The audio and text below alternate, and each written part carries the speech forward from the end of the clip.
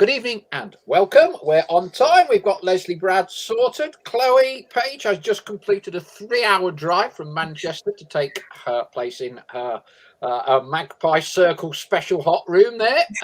Good to see both of you.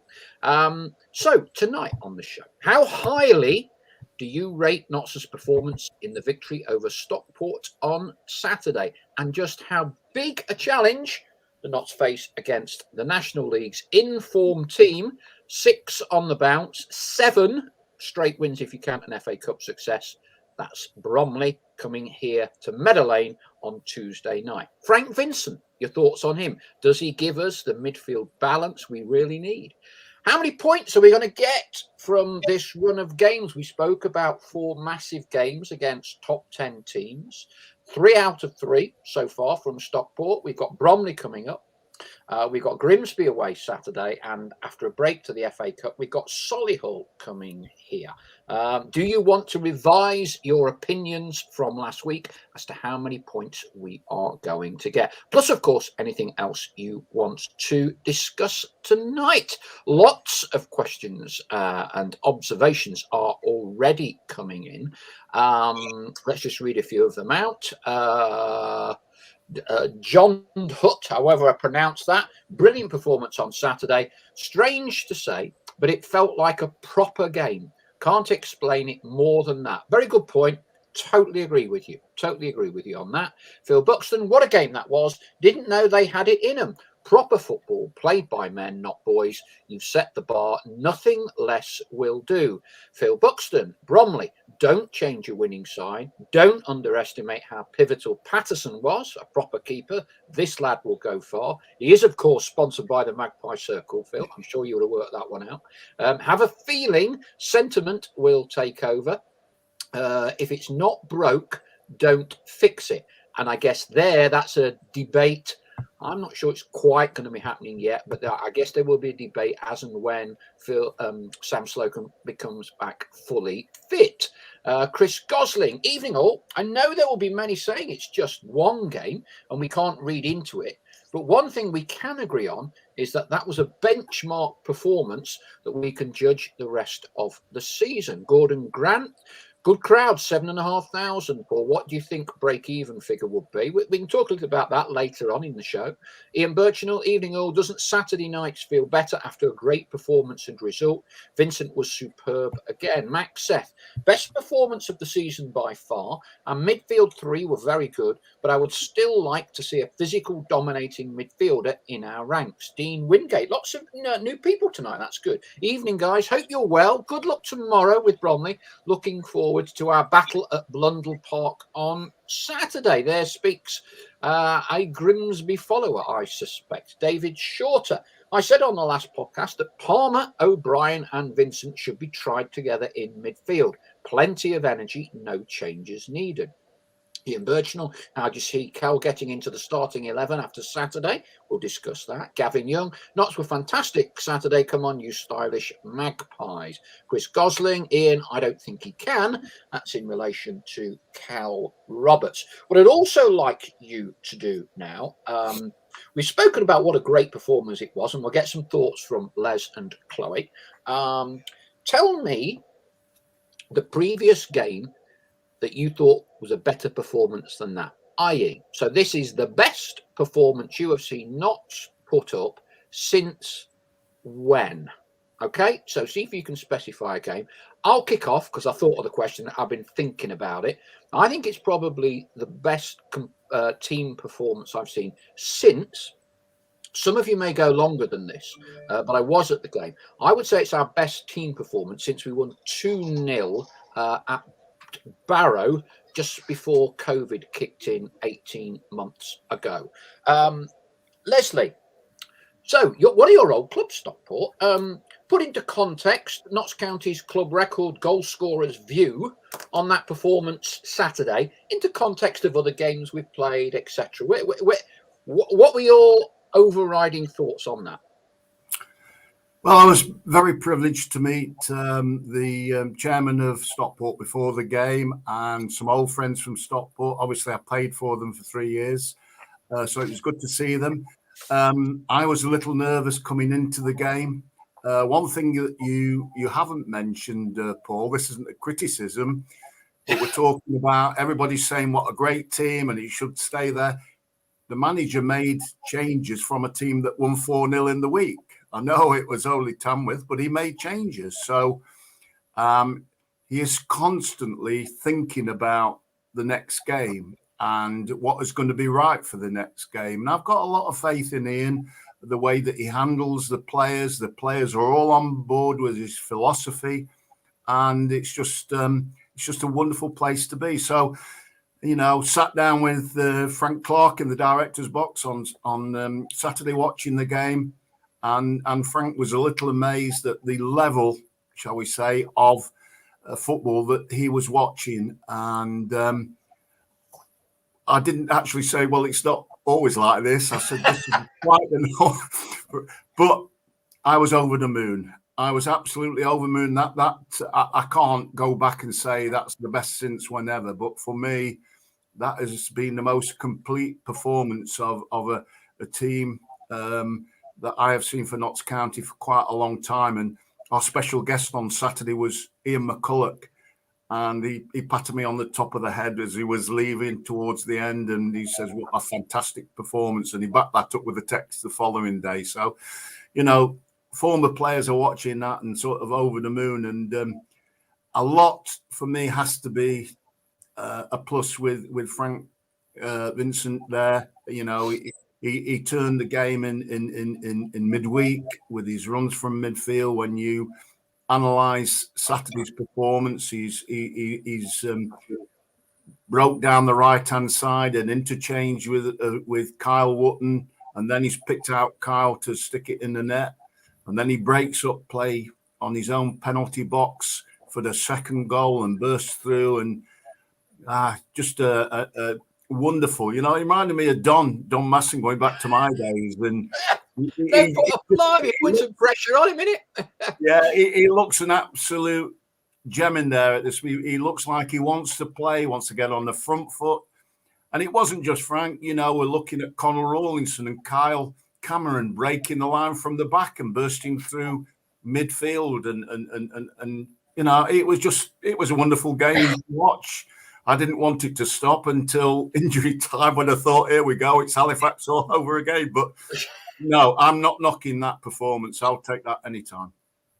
Thank you, guys. Chloe, so you just about got yourself together after a long drive back from Manchester. You whizzed straight up to Manchester, didn't you, after the game Saturday? So thank you for joining us. What was your take on Saturday? I mean, you can't ask for more. I think it shows you a lot when you play a team like that, a team we all expect to be getting playoffs, all expected at the start of the season to be up there, competing for top spot. And I mean, it was a sloppy penalty to give away, but I mean, it didn't matter at that point. And like Les says, it was a little bit touch and go when another two corners came in, but we thoroughly deserved the win. Just to kind of reiterate what a player Vincent is.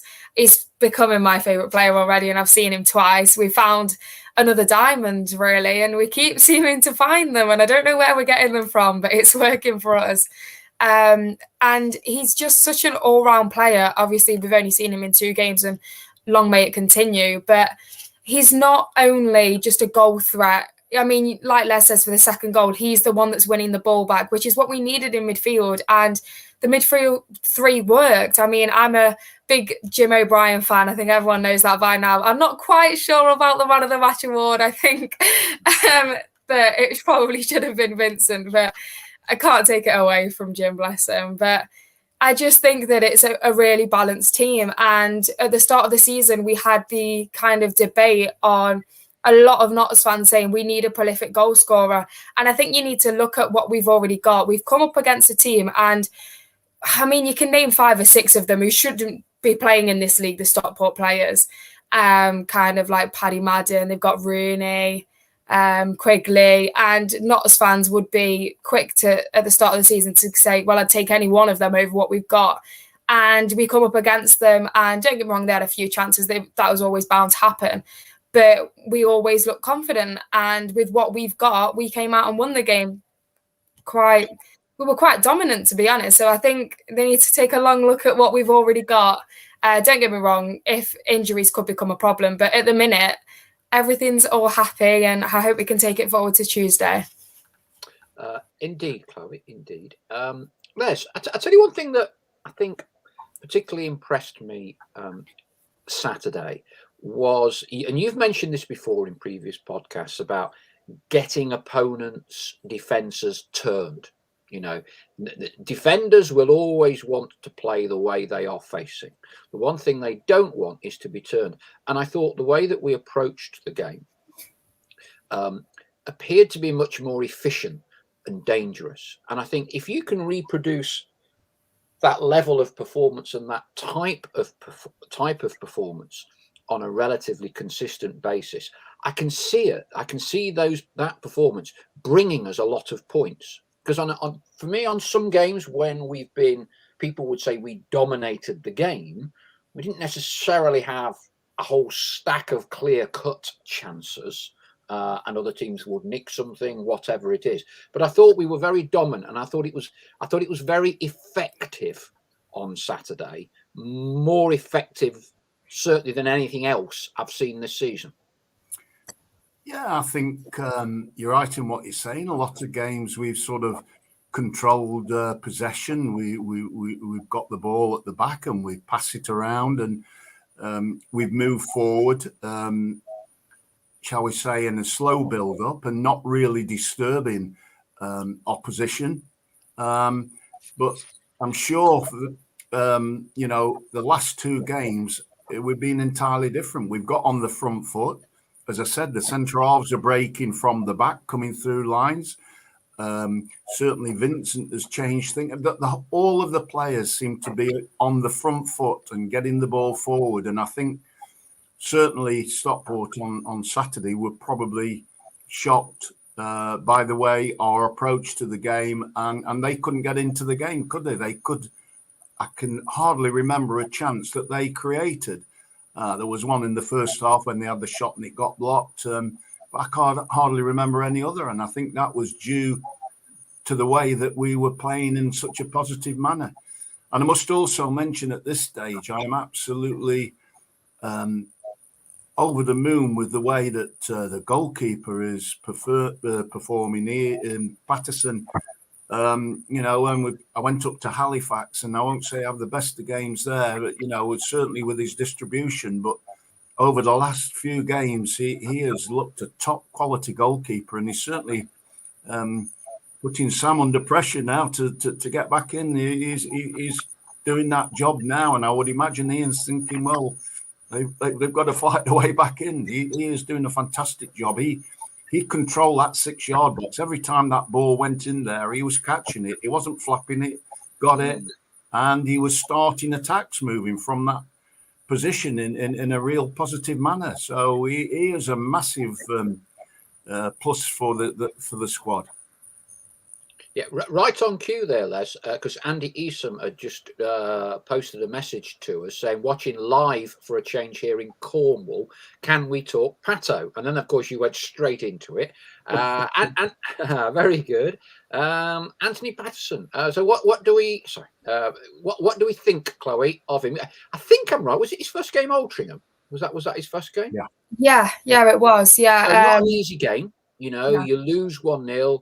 He has a bit of a baptism with those 3 defeats, and then gradually, steadily in the last couple of games, like Les said, he's really come on a lot. Yeah, absolutely. And we've now got our first team defenders back, which is always going to help. And he's just got in the swing of things at the minute. He's commanding his area, which is massive. Set pieces, we know, has become an issue for us over the last few seasons, and they tend to be not too bad at the minute. We're defending them quite well. Like I say, commanding his area, coming out, catching some balls, and his distribution, like Les says, rolling the ball out rather than waiting 30 seconds or however long. We've got them quick players now, and getting it up there. Quick football is how we're scoring goals at the minute. So long may it continue. I just feel very comfortable with him there. He's come up against difficult players, and I've always felt confident in him. Obviously, like you say, he had tough first game, but he's got a brand new defence in front of him. Brennan was a centre half that game as well, and it was his first game, and it was a tough one. But ever since, I think in my head, he's made one mistake that was the Halifax, one of the Halifax goals, and that's it for me. I'm confident having him there, and it's great that we've got someone competing against Sam, because obviously we've got Tiernan Brooks, but he's on loan. So to me, he's not. I know he's in training a lot, and he looks to be a good keeper, but to me, he wasn't really pushing Sam for that goalkeeper spot. With him obviously playing elsewhere. But we've got real competition now, and that's only going to improve both of them. They're going to be training together, competing against each other. They both want that number one spot. That's going to improve Sam, and that's also going to improve Patterson. So it's what you want, competitive football within your own squad. Some more comments from our flock of Magpie Circle followers. Bob H. If the result at Tamworth was anything but a draw, Vincent wouldn't have got a game Tuesday night, which enabled him to show what he could do. And he probably wouldn't have started against Stockport. Chris B says Stockport was similar to Wrexham, looking mainly for set pieces. Ian Birchnell's our second goal was a real box-to-box midfielder's goal. Superb. Max Seth says DKE and Taylor were the unsung heroes on Saturday. Ian Birchnell probably echoes a few thoughts, as we've already heard from Les. I'll admit I was extremely nervous when they scored the penalty. We didn't make it easy for our fans. Yeah, I mean, if you remember that when they got the corner after that, it kind of landed on their bloke's thigh or something or other, didn't it? And I mean, it could just as easily have gone in as gone wide. It really could. It really could. What else have we got here? Ian Birchnell will agree, Bob. Strange how things can take a twist. Ian Birchnell will agree, Chloe. Man of the match wasn't JOB, was his family in the sponsors lounge Saturday, Les. Chris Gosling. Yes, the Tamworth replay could turn out to be the best thing that happened this season. What else have we got? Ian Birchnell, we know what's coming tomorrow night with Bromley and need to be resolute in defence with balls into the box. Then if we play like we did Saturday, we will hurt them. Chris Gosling, just hope Cameron and Rawlingson learnt a lesson from the injury time mix-up. There will be plenty of balls like that tomorrow night. Andy Easom noticed a comment that someone tried to get a bet on Pato to play for England someday. That'll make the signed shirt we get from our sponsorship worth a few quid. Phil Buxton, Patterson has a presence which has been missing for a long time. David Shorter, Patterson is an old English keeper, dominates his area and catches the ball instead of all this foreign punching and flapping at crosses. It is interesting, Les, because players that come through academies, sometimes the physicality can be quite difficult for them. It's clearly why Sunderland are loaning him out to us. He does appear to have a proper presence, doesn't he? You know, we were talking about him collecting crosses. You know, he's a decent physique for a keeper as well, isn't he? He's a decent physique. It's just his all-round game in the style of play that Ian wants Notts County to play. Like you say, he's got the physique. He's a very tall lad. He's a slim lad, but he's a strong lad. He shows his strength when he comes out to catch the ball. My hearing isn't the best these days, but I'm pretty sure he uses his mouth and lets the two centre-halves know when it's his ball. And as I say, on Saturday, to me, it was an absolute joy watching a goalkeeper. He looked a seasoned pro, come in, catching the ball, controlling that 6-yard box, building attacks. He never wasted the ball. And neither did he give a ball away. And it was wonderful. And you know, he's come into the squad. He's taken his chance. I think he may be his contract was finished at the end of was it last month? He signed on to stay with us, so he obviously has bought into what Ian is trying to do here and enjoys it. And yeah, it's just wonderful. I think also we should give mention to Garo Mitchell as well, who had, in my view, wonderful game at Tamworth in midweek. You know, we've got that replay, and you know, the first half I would say wasn't entirely different, probably a little bit better than at Tamworth, but Cairo was playing up front with Kyle Wotton, and you know, second half they came out. I heard that the manager might have had a few words, and I thought he was fantastic. He scored a great goal in the first half. He scored a wonderful header in the top corner. And then how would you feel if you'd scored 2 goals and then to be told you're not being selected for the next game? You know, so that's where it is at the moment. They're all fighting for places, and they're all tuned in to what the manager wants, and it's just.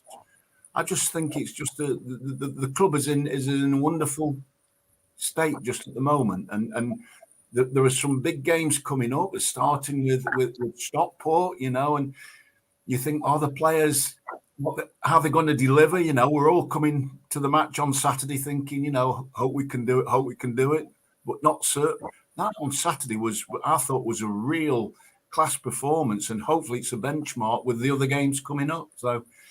They can't be any more positive going into the game on tomorrow night with Bromley, and then Grimsby on Saturday, hopefully. Let's start to look ahead a little bit to tomorrow night. So Bromley come here, and they are the form team in the National League.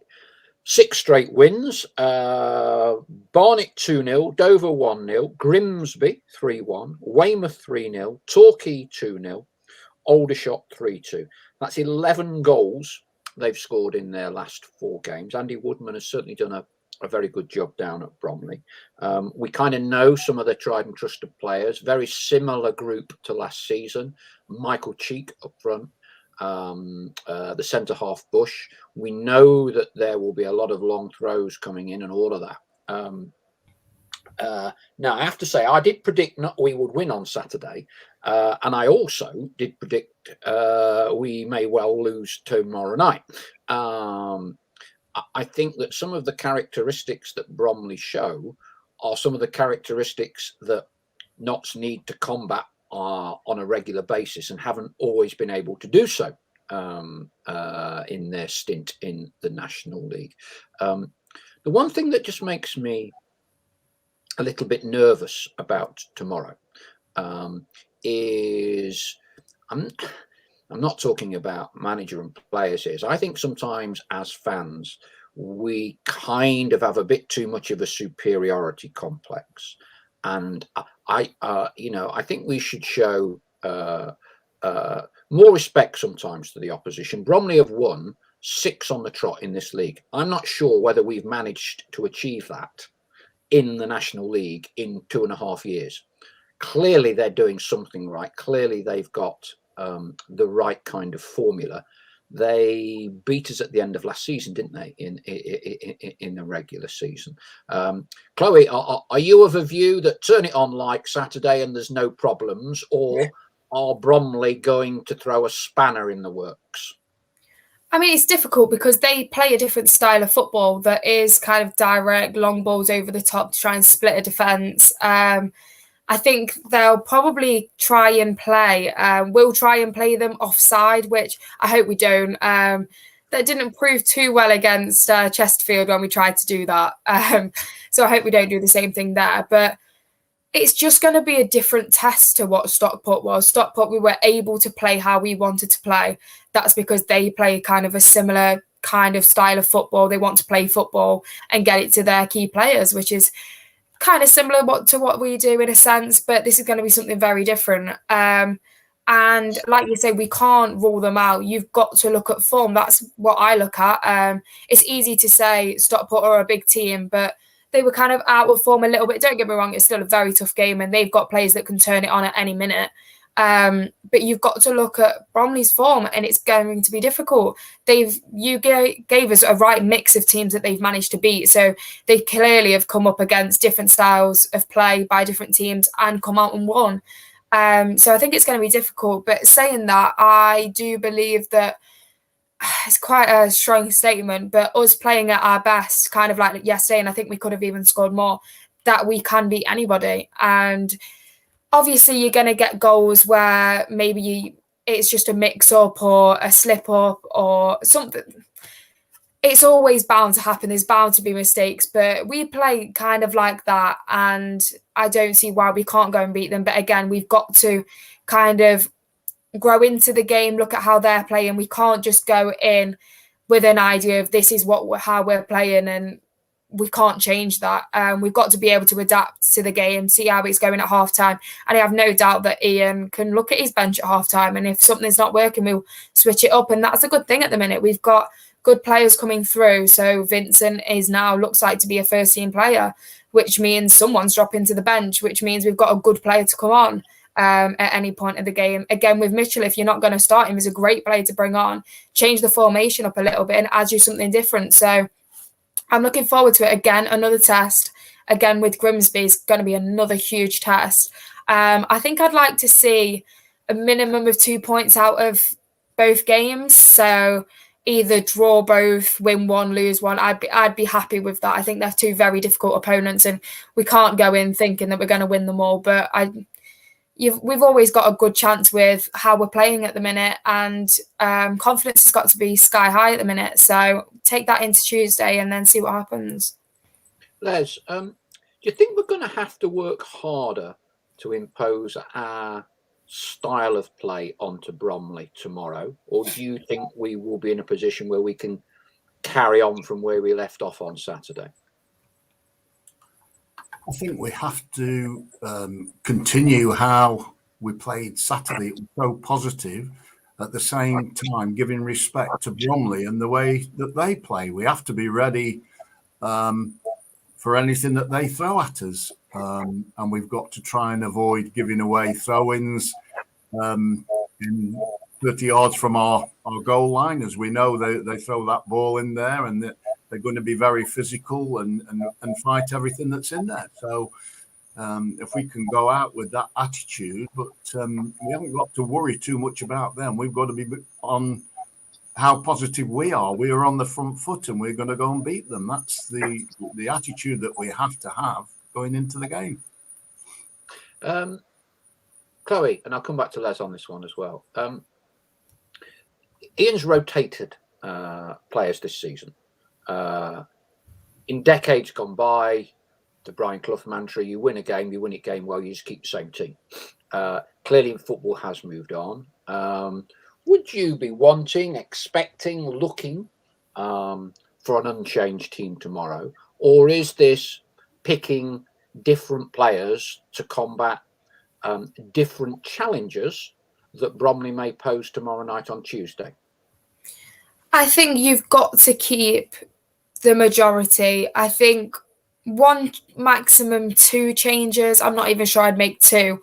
Maybe adding Caro Mitchell in for some a little bit of change of formation, but it's so difficult to change a winning team. Obviously, he changed the winning team that played against Tamworth, but then it's a very different opponent. I'd definitely be keeping probably 10, if not all 11. Mitchell's a very good player in my eyes, and I do like to see two up front at home. And I think going back to kind of what Les said, I think he might have got a bit of unfair stick against Tamworth away. I think we played a style of football that's not suited him at all. I think that's his only bad game in my eyes since he's come here. None of them, let's be honest, had a good game at Tamworth. But we were trying to walk it in, and that's not his game. And then you look at Tamworth away, we played direct football. As soon as a cross came in, he headed it and it was in. And that's Caro Mitchell. So it's a difficult one. I think I'd probably lean towards sticking with an unchanged team. And we know what Ian's like. If he needs to change early, he'll change early. So that gives me all the confidence of we can change it up early if we need to. So I think I'm leaning towards keep the same 11 if they are all fit still. Some thoughts from supporters on team selection. Max Seth, if we have our three best centre-back backs fit, Lacey, Rawlinson and Cameron. I would like to think we combat the aerial threat that Bromley will pose. Andy Eason, Bromley impressed me plenty on the live stream from their place last time, but on the green grass of home instead of artificial, ... Ian Birchnell, Lacey in for Brindley if he's fit. That would be my only change. David Shorter, Les is correct. We need to concentrate on the way we play. Derek Flowers, stop Bromley players crossing the ball is the first thing we should be doing. Chris Gosling says same 11 starts, but subs might be needed earlier. I thought Jim O'Brien was tiring before he got subbed, but he had run himself into the ground before that. Robert Holland, I don't think IB approaches lineups to counteract the opposition. I think he picks to exploit opportunities he sees to win the game. Les, are you expecting many changes or not tomorrow night? Well, I don't know what the situation was with any injuries from Saturday, but if not, then I would think that most of the players will, if not all of them, will be starting the game with options should it not be going as well as what Ian expects. But as I say, Ian is a very, very positive coach. He wants to win every game. There's no thought of we're starting this game looking for a point. He starts every game looking to win, and then obviously stages he can see that it's not working and he needs to make changes. But I think it's very important to have a positive attitude to go into every game, that you're looking to win games, and then if you need to change things, you need to change. But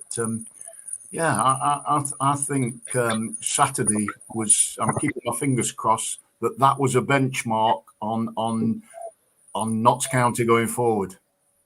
What's your gut feel tomorrow, Les? Because Bromley, on the face of it, will present some of specific challenges that we will need to overcome on a regular basis to get the kind of number of points we are talking about as a club to be pushing for anywhere near that top spot. Yeah, my gut feeling is that we will commence the game like we played on Saturday. We'll put them under pressure at the back, and hopefully they will struggle to get into the attacking areas that they want to cause us problems. And I'm saying getting in positions where they can deliver balls into the box that's going to cause us problems.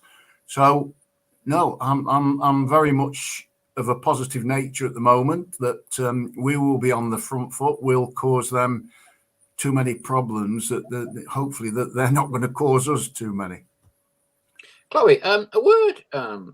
We're all fans on that the overall atmosphere on Saturday. For me, it kind of felt like you suspended the fact that we were in the National League for a few hours on Saturday afternoon. And it's not often you've been able to say that since we dropped out of the league. But in everything, it felt like a football league game. Great crowd, great atmosphere, competitive, combative game. We were the better team throughout, but drama to the final whistle. I think everyone really kind of enjoyed themselves, didn't they? Yeah, absolutely. And it's very easy once you've won, isn't it? It makes everyone's weekend better, and it makes you look forward to the next game, where it kind of goes opposite if you lose a game. But like you say, it's a great crowd. 7,500 for a National League game is huge, absolutely huge. And I've spoken to a couple of people at uni about it, and they were shocked that you can get anywhere near that number in the National League. We're obviously two big clubs. They travelled very well. 1,600 fans to take anywhere is big numbers. The game wouldn't have looked out of place in League Two at all. Pushing League One, possibly, with kind of the players that were there from both sides. It was a great atmosphere. It's always good when there's a big away attendance and you are winning, and it's always good fun. But yeah, I think everyone felt comfortable as well. Very positive. I'm not sure about the 95th minute, but for the previous 94, I think we were all in a pretty good place. Yeah, absolutely. It's one of them. I think we just got a little bit shaky because we've seen it so many times this season, the last minute ones. But like you say, the other 93 minutes, it was just kind of a joy to see. For one thing that kind of sticks out to me, which is it shows you a lot about the players that we've got, and they're such a team. They're not a team of individuals; they work together. Is when Kyle Cameron got one off the line, and he celebrated as if he's going to score a goal, and that just to me showed everything, and it kind of set the tone for the rest of the game, really. And from there, I just think we played really well from defence right through to the strikers. Like we say, midfield's been a problem this season, and maybe even last season, but it looked very balanced. Like I think someone said earlier, Jim O'Brien ran his socks off as he always does, but you've now also got Vincent coming back, nicking the ball off players, and then starting the attack. So I think we're very, very balanced at the minute, but it's just a different opponent tomorrow. So we'll see. Well, we might be having a different conversation next Monday, but hopefully it'll be a similar one as tonight.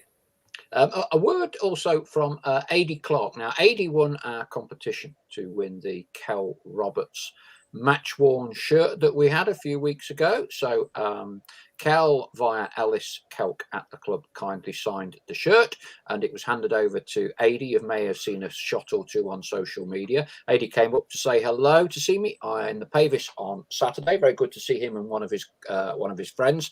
And he says, best game I've seen at the Lane for a while. Great to meet you, Paul, and have a chat. Thanks for sorting me Kel's shirt. It's our pleasure. Shout out to the Alfreton branch of the Notts County Supporters Club. Yes, there is one. There is one. Leslie, you've obviously seen more games at Meadow Lane than most, and played in more than most, obviously. Did you still get a special vibe on Saturday with the whole occasion and the atmosphere? I'm always, I think before any game, I always feel a little nervous. I always want Notts to win. And, you hope it's going to be right. You hope the performance is going to be okay. So that's how it is with me. So I sit down and watch the game, and hopefully you hope that they've started in the right frame. And I think quite a few games this season, I found it quite difficult, probably because of the pace that we're playing. We've got a possession game, and we're not on the front foot in a lot of cases, and you're watching the team that we're playing against, and they're comfortably moving around defensively. We're not causing them too many problems. But the last two games has been entirely different. And on Saturday, I watched that game from start to finish, really excited about watching a football match. They delivered to me a really high tempo game, and it was good to watch. And you always felt there was something at the end of it. We could have possibly scored 4 or 5 goals on Saturday, couldn't we? 2-1 wasn't a fair reflection on our dominance, and maybe if there is any criticism, it's we need to finish games off, that we shouldn't be in that position at the end. But I ain't criticising the team. Don't get me wrong, but. We've had Woking, 1-0 comfortably. 1-0 could be 2, 3, 4 maybe. With 20 minutes to go, we lose 4-1. We've got Halifax 2-0 up playing against 10 with 20 minutes to go. We lose 3-2. That shouldn't happen. And I know we've been missing players and key players who are needed to keep the group together and to talk and deal with it. Hopefully they're all back and we can kick on and move on from these past 2 performances. I just want to pick up on a couple of points you make there. And I think you've summed it up very well. You've used the phrase on the front foot. And I think another key phrase you used there was high tempo. High tempo. Do you think it was a change or more of a concerted effort from Ian in communicating what he wanted from the players on Saturday? Or do you think it was a case of players executing things better? Because there did appear to be quite a large difference, as you say, in the tempo that we were dictating. I think, when we see all the stats week after week after week, it's very rare we've not had the lion's share of possession. But as you say, that tempo was very different. We've not seen a lot of that tempo for 90 minutes this season in many other games. We saw it at Barnet with Jim O'Brien breaking through there. I do know through speaking to Ian, that's how he wants the team to play, with that tempo. And maybe when it doesn't reach what he's looking for, he gets the blame. But it's the players out there delivering it. But I go back to my playing days and Jimmy Searle's coaching. It was always about, we've got to go out there and earn the right to win, the tempo, on the front foot, winning your battle against the opposition. And all over the park on Saturday, I felt our lads were doing that. In every single position, we were out beating them. And I can't say that we've always done that in the past. And I think from what one or two of the lads said at half-time against Tamworth, we were 1-0 up, but Ian wasn't happy with it. He wanted more on the front foot. And they came out second half. We got 3 goals in 10 minutes, didn't we? And that's what it's all about. And they seem to have picked the game up since that half time for me against Tamworth. That has continued all of the second half against Tamworth and all 90 minutes against Stockport. And, I'm keeping my fingers crossed that this is the Notts County. And, there's a new group of players. They've just had, 10 or 11 games together. Vincent's just come in. He hasn't played before. He's added a new dimension, and let's see this carry on as it is doing, and hopefully we can go on and be on the front foot and start beating a few more teams. A few more comments before we move over to Chloe. Craig Simmons asks, how much was Saturday because Stockport let us play? Great afternoon of entertainment, whichever way you look at it. Gary Wardle says, Saturday is not all over. Rise to the big occasion, but not so much against the lesser sides. Max Seth, I'm that optimistic for tomorrow night. I'm calling an Eli Sam hat-trick. RM, Frank Vincent has made a big difference in the team, playing with a higher tempo.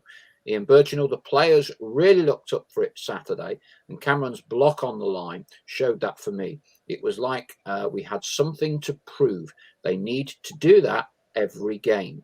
Phil Buxton, remember Mick Walker's first home game? That's a decade or two ago. Midweek under him, Tranmere, I think. Instructions, go out and enjoy it. Stockport reminded of that. Of course, Chloe, the $64,000 question and more is, can we do this now on a more regular basis? I don't see why not.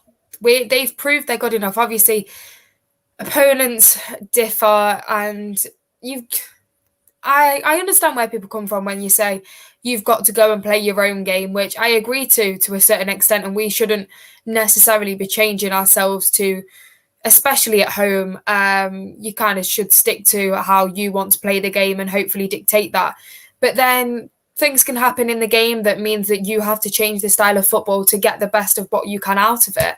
But I'm not saying that we're going to go unbeaten for the rest of the season if we carry on playing this team, because it's not going to happen. There's going to be times where we might lose to the bottom of the league, or I don't know, something daft will happen. But they've proved it. They've proved that they can do it against a big opposition, which we know we can do. And we tend to play better against the so-called bigger sides, and that's the run of games that we've got coming up. So you'll soon see by Christmas. I've had a look, and pretty much every game is a big game. I know we say that against no matter who you're playing, but teams that we at the start of the season expected to see in the top half, expected to see in the playoffs, So it's going to tell you everything now up until Christmas. Obviously, the weather's getting worse. The pitches are going to get worse.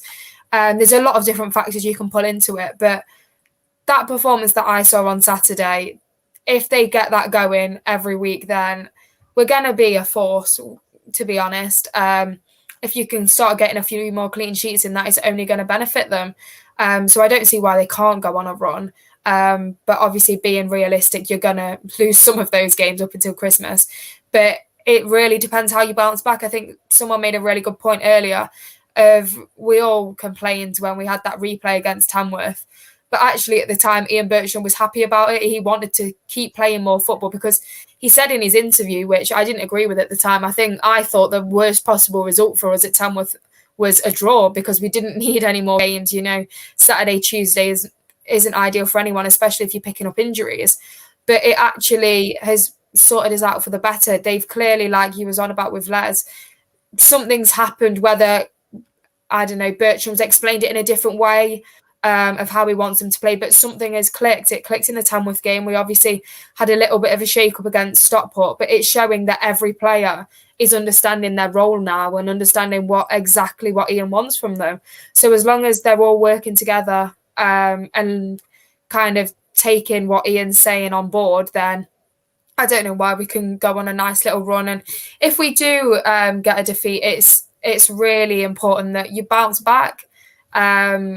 Maybe you're going to take a couple of defeats back to back, but as long as you don't drag that out and bounce back with a good win, then that's the mentality we've got to carry forward. Les, cast your mind back as a player, and you put in a real top quality performance. You win. You beat one of your major rivals. As a player, what does that do for you when you then prepare for the next game? How much of a fillip does it give you? Do you start to feel impregnable? Do you is it be struggling to match that? What does it do for give us an inside track from a player's perspective? Well, collectively, you're on a high when you enter that dressing room after the game's finished, when you've won. And the next training session, everybody's coming in with smiles on the face. And when you see that team sheet go up, hopefully the team hasn't changed. And then you've big smiles arriving for the match, which you can't wait for. And the nerves are jangling. Jangling, maybe not. You're on edge. But you're on edge in a positive way. You are on a winning streak, whether it's one game or not. Take the other way when you've lost a game and the doubts set in a little. Are we doing it right? And so you've got a bit of cloud going on in your mind. And whereas things are so clear when you're winning games and you can't wait just to go out there and play, when you're losing games, it is very difficult to get out of that rut because you're not sure what you're doing wrong. But as I say, the days that I played, Jimmy Cyril was top coach at getting the players positively thinking once they'd his way of running a football match was that at 20-3 we had to be stripped ready, sat in your seat, ready to go, and then he would start his build up to the game. 10 minutes, every single player, he had them tuned in on a positive high, and then he would go and stand by the door, and the last thing he would say to you, remember, you've got to win the right to win this game. Get you on the right thinking before you went on that pitch. And we all went out in a positive manner, and it was good. And I can't see that these lads are doing anything different. They're on a high now. They haven't conceded a goal in 90 minutes of football over the last 4 games, which is excellent. They're scoring goals. The strikers are sharing the goals. So all over that dressing room is a positive. So, and there'll be some disappointment because there'll be players turning up, and they'll be looking to see what the sheet is or what team Ian's going to read out, and they're going to be disappointed. But I think they're going to be disappointed in the right way, that they can't wait to get a chance to get out there again. And there's competition in every single place, and competition in the right way. It's all very good at the moment. Let's hope it continues. Okay, Les. What do Notts have to guard against tomorrow night? They have to guard against complacency, and they have to guard against not showing respect to the opposition. I don't mean fear of the opposition. I mean, they will go through an analysis of the opposition and what they do, what they're dangerous at doing. You talked about long throw-ins, so they'll work on how they're going to stop that. They'll look at the free kicks and the corner kicks attacking wise and how they defend that. But they'll also look at the other end of the pitch and how or where they are vulnerable and how we exploit that. So, you know, it's done in such a way that you're on your guard, but you're making them worry about you rather than you worried about them. That's the way to look at the game of football. Very good. Some comments coming in here. Gary Wardle. A lot of it is between the ears. Manchester United yesterday, undoubted talent, but the wrong mindset. We've been having quite a debate on here as well with various of our flock, talking about wingbacks and how the pairing of DKE and Joel Taylor, who've not necessarily started too many games together, that's making a difference. Joel Taylor's kind of gone from being hero, zero not in the team, hero again, Chloe. Where are you with Joel? I think it's a sticky one. I think you pick out games that maybe we've had a poor game and he's been one of them that's kind of maybe stood out to a few people. But to me, the whole wing-back situation is massively down to formation. Obviously, you've got to play well individually. But for me, it wasn't really working playing with kind of wingers or wide players as well. They were kind of getting caught up between each other. But with the formation that we played on Saturday, they were kind of given that free role to make their runs forward. Same against Tamworth. That's how we were scoring goals against Tamworth. A little bit different against Stockport. But the wing-backs were able to get down the wing and put a cross in, and a goal came from it, which has kind of just allowed them that more freedom. No one's in their way. They're not sure. I think when you play with wingers, I don't think I kind of go back to the Tamworth game, which is where I noticed it most, that they weren't sure whether they were meant to be overlapping, whether the wing backs were meant to stay back and not go forward at all. And I think this settles the confusion a lot. But my only worry is that because they like to get forward, that I expect a lot of crosses into the box tomorrow, that we don't want to get caught out playing too high up the pitch with the wing backs. They need to be getting back and defending as well. Hopefully that's not a problem. It just might be something to maybe watch out for a little bit. It might not come to that, but again, I just feel like going forward, they had a massive threat. They like to get forward, both of them. They both can put a good cross in. So it's only benefiting us. Obviously, like I say, they've got to play well individually, but the formation is definitely kind of helping them along. I think it suits both of them. So it seems to be really balanced on both sides of the pitch. It's not like attacks are just coming down from one side. If you can get attacks coming through the middle and down both sides, how are you supposed to defend against that when you don't know which way the ball's going to go? So it's only an advantage to us, I think. Some comments coming in. Phil Buxton says, interesting. Chloe says, the better the opposition, the better Notts are. Can assure her Notts have been like that since 1970, irrespective of manager and players. It's a trait of ours. Paul Taylor says, put a man in front of the long thrower to put him off his throw. This was done years ago, I think, when Wimbledon pioneered the old long throws and used to get someone stood almost on their toes on the touchline. I'm not sure whether they changed the rules a bit and that person has to be a little bit further back, but I remember that used to be all the rage probably 20, even 30 years ago.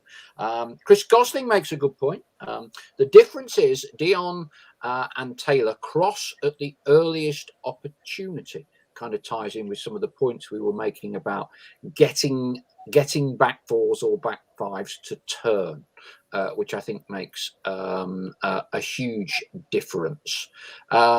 Chris Gosling, 2 meters from the thrower now, I believe. I won't argue with you, Chris. I do think there is some form of rule that they have to be back a certain amount. I'll tell you what, Les, I bet you towels aren't allowed tomorrow night. Yeah, because we're the home team. If you remember at Wrexham, they had the towels, didn't they? Yeah. But they only had the towels at the ends at which Wrexham were attacking, if you recall. And yeah. I think I said at the time, what if I'd have been the Notts goalkeeper coming out for the start of the second half, I'd have run over to that ball boy that had the towel in our half of the pitch, and a 6'2" goalkeeper had to nick the towel off the ball boy. But all these little things come into play. I'll be interested to see whether Bromley bring their own towels tomorrow. John Beck-esque, because he's quite a little character, is Andy Woodman. It's a dry forecast for tomorrow, though, isn't it? No rain. Max Seth, if Bromley use a towel, we need a ball boy to pour water all over them. Gary Wardle, balls in early was what Les said last week. That is up to the strikers to make it to the crosses, not having to be a perfect cross. I know Chloe's mentioned this, Les. I think in that Tamworth game and Saturday, we have got the ball. It ties in with your front foot and quicker tempo. We've got better quality balls into the box and turning opposition defences. That's helped us create clearer chances, yeah? Absolutely. I think that's been a massive, shall we say, changing of our tactics over the recent games, where we've quite easily got up to the edge of the box and beyond, and then not delivered the balls into the box, brought it back, another pass. It's always been an extra pass, but I've noticed that a lot more balls are going across the face of the goal, and strikers love that. That's what you're on the pitch for. You want to get in there and get your head on there or get your foot on it, and we've seen both Mitchell and Wootton score goals from them. So, let's hope that continues. Okay, you'll be pleased to know we've got a few more of our Magpie Circle in-depth one-on-one interviews with former players and managers coming up from next week onwards. We've got another little run of them. In the one next week, we're going to be talking with a man who's been a player, assistant manager, coach, 3 separate stints at Notts County in Mick Jones, and we will be hearing the story of how a senior member of the Notts hierarchy was not having Jack Grealish coming on loan to Notts County.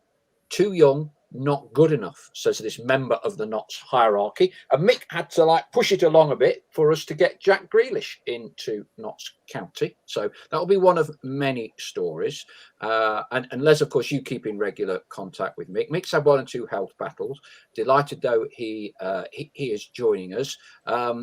Like yourself, proper old school is Mick, yeah?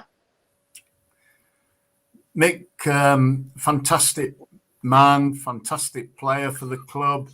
In the successful seasons in the 70s, he was the ball winner in midfield. He got the ball, passed it on for Don to do all his passing around. But he's been such a stalwart to Notts County with coming along as Neil Warnock's assistant. And Mick told me the story about not just Grealish, about McGregor as well. He was working as a scout for Neil Warnock at Leeds, when Neil left the job, and he was following both McGregor and Grealish with a view to bringing them in on loan, and then Neil had left Leeds, and then Mick came to Notts County, and he carried on in pursuit of those two players. And how he got them in to Notts County, only Mick would know. What a coup that was for the club, you know, to have those two players. It's only how many years ago? 5-6 years ago. And we know where they've gone since then. Mick's great man and a great friend, and yeah, he's had a few health issues, and we hope everything's well with him. You would remember Jack Grealish and Callum McGregor, Chloe, yeah?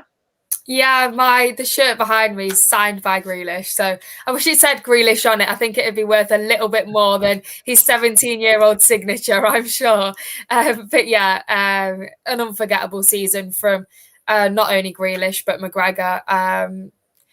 Two great players. I mean, we've been lucky enough to have some great players on loan, and they're just stand out. I mean, like Les says, look at what they've gone on to play now. It's always a good talking point whenever Jack Grealish gets brought up, because there's always on Twitter someone posts the video of his first goal for Notts County, so it gets our name out there a little bit. Your cuckoo clock, Les, or lack of it, has sparked a bit of debate, as always, from Andy Esom. Are you in a different room, or have you gagged the cuckoo? I've shot it. No, it's still up there. It's coming up to 8 o'clock, so it might chirp away in a minute. Probably needs winding up. And obviously, we should have a good crowd tomorrow. And for those of you who in hospitality, you will be in a treat tomorrow, because and I think you actually sealed the deal on our show last week, didn't you? Because Neil Bishop is coming along tomorrow. So if anyone's not sure about why they wants to upgrade or go into hospitality tomorrow, Mr. Bishop will be there, correct? Yes, he's going to be in the 1862 suite from 6 o'clock. And obviously, he's going to be interviewed with our host, Neil Humphrey. And I think he's going to be asking in some nice questions. Neil is a listener to the podcast, so he picks up everything that they were talking about. So, it's going to be an interesting 15 minutes with Neil. He's got a lot to talk about, hasn't he? So, I think the Matchday guests are going to be very happy to hear what he talks about. And Chris Gosling, have you sorted the shirt for Bishop's lad? I believe there's a fair amount of emotional blackmail gone in, and I know that you're planning to take Neil and his family into the Notts County shop tomorrow. So Lynn Lawson, hopefully get well soon, Lynn, by the way, because I think you were ill on Saturday, weren't you? You might be having a bit of emotional blackmail from the Bishop family and Les tomorrow. Chloe, so you're back. Presumably you'll be on ticket office duty tomorrow. What sort of crowd should we expect? Clearly, Bromley on a Tuesday night are not going to be bringing 1,600 fans up the M1. No, definitely not. They hadn't sold many the last time I was in the ticket office. So I'll be in there from 9 o'clock tomorrow morning. So I'm sure I'll get a better idea then. But I would hope upwards of 5,000, to be honest. We've got 3,000 season ticket holders. I know it's a Tuesday night, but with us playing so well, it draws a few more people in. I've got a couple of family members coming that don't usually come. I'm hoping to see that 5,000 mark. Yeah, I mean, I think, Notts have shown us what they can do on Saturday, and it's up to us as fans to turn out in as many numbers as possible. The subject of National League attendances has figured quite highly this season. It is great support. And I hope that we can get as many people down there as we possibly can. 3 home games in a week, isn't it? Tuesday, Saturday, Tuesday. It's great. Love all that. 3 home games in 7 days. It's more than we've probably seen in about 2 years with COVID. And of course, we've got 1,200 tickets away for Grimsby. How are they going, Chloe? Yeah, very well. And I imagine there was even more sold after the game on Saturday. So I imagine I was walking back. Yeah, I saw people queuing at the ticket office. Yeah, I can imagine. Well, I know they were going well to start with. So I can imagine that come Grimsby, we'll we'll be touching the sold out mark, I'd imagine. I'd imagine upwards of 800-900, to be perfectly honest, especially if we win on Tuesday. It's only going to help. One of them that's not too far either, can be done on the train because it's Saturday, can be done in the car in a couple of hours. So yeah, it'll be nice to go to a league ground or a recently relegated league ground. So yeah, I expect a lot of Notts fans there, and should be a good game. Chris Gosling, 5,000 would be great for a National League game on a Tuesday night with a very small away following. Ian Birchinall was talking to a Derby fan last week, and he was full of praise for the service from our ticket office, especially a girl called Chloe. So keep that up. Gary Wardle, just let the side play tomorrow, because come what may, surely the top crowd this season will be Chesterfield. Well, if we're going for the title at any game towards the end of the season, I would think we'll be looking at 10. And I think, have we not announced a special ticket offer for Solihull, Chloe? Yeah, I believe it's £5 for adults, so I imagine kids will be cheap as well. I know that's what they were promoting at halftime, and those tickets went on sale after the game, I believe. So again, it always helps when you've got wins behind you, and I imagine that'll be a bumper crowd. It always is when we have lower ticket prices. So I'm sure people will be grabbing the chance to see a game of football for £5, because you have to go down a good few leagues to get a game at that price. Yeah, well, look, the onus, not so doing everything they can. The onus is on us as supporters to attend as much as we possibly can. Remember, you judge your support of the club, assuming you live locally and you got the time and you got the money, by the amount of times you turn up to watch games, not how many tweets, social media posts, Facebook messages, Notts County mad drivel that you post. It's all about getting off your backside and supporting your team wherever you possibly can. Ian Birchinall, ironically, that Derby fan went to school with Drapes, and he has invited me to a pint with them before Christmas. Max Seth, Grimsby away end is not good. Well, he said something else, but anyway, yeah, it don't matter. Grimsby are one of those kind of antiquated old grounds at Blundell Park, aren't they? But nevertheless, it's all about going there and showing your support for the team. I think that completes it for tonight. Busy week. We will be back on Wednesday evening. Lee Curtis will be joining us and other special guests. We're hoping we can get Bish on for a little bit as well. He's always great value. He was with us last week. And of course, Neil will be at the game on Tuesday. Leslie, thank you as always for turning up. I know you failed a late fitness test after the 7th hole at Ruddington today. So you were substituted, were you? Thanks for making the effort tonight. Yeah. No, we won last week, but I was having a bit of trouble with my right knee. I think it's ready for a knife in it again. But no, it was good. I carried on, did the walk of the 18 holes, but had to drop out of the competition. Very good. Chloe, you've been clocking the miles up to and fro from Manchester in between games.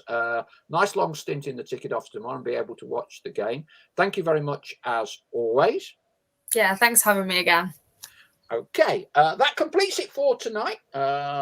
We will see you on Wednesday. I'm sure I will see some of you in the Pavis on Tuesday evening. Let's hope we can make it 3 wins at Meadow Lane in the space of 7 days. I'm sure the more statistically minded among you can tell us when that last happened. I suspect it's probably a little while ago.